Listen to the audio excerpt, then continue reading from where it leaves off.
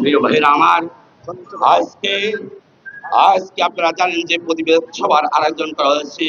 সে আওয়ামী লীগ দোসররা দেশ বিদেশে যে অরাজকতা সৃষ্টি, আপনারা জানেন জাতীয় সংঘ দূতাবাসে যে এনসিপি নেতা আক্তার সাহেবকে দিন দ্বারা নিক্ষেপ করা হয়, সেটা বাংলাদেশের ভাবমূর্তি শুধু আক্তার সাহেবকে নয়, 18 কোটি মানুষের ভাবমূর্তি বাংলাদেশের মানচিত্র নষ্ট করার জন্য অবিপ্লবী শক্তির আবার মাথা চাড়াতে উঠছে।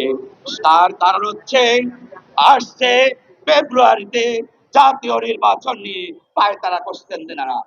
প্রিয় ভাইরা আমার, যেভাবে 17 বছর আমাদের পার্শ্ববর্তী দেশ মোদী সরকারের মাধ্যমে প্র্যাকটিসার নিয়ে চলে শেখ হাসিনা যেভাবে দেশকে নৈরাজ্যকর পরিবেশ সৃষ্টি করার মাধ্যমে দেশকে ধ্বংসাত্মক পরিবেশে নিতে চেয়েছিলেন, তখন এদেশের আপামর জনগণ, ছাত্র জনতা এক অভ্যুত্থানের মাধ্যমে এনাকে বিদায় করতে বাধ্য হয়।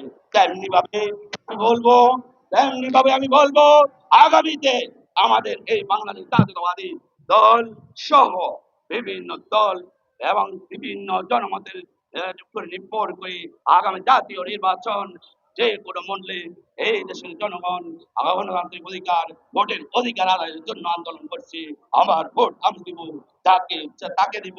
সেই ভোট আদায়ের লক্ষ্যে আমরা যে কোনো পরিস্থিতি অবিদুষদের বাংলার মাটিতে হতে দিব না ইনশাআল্লাহ।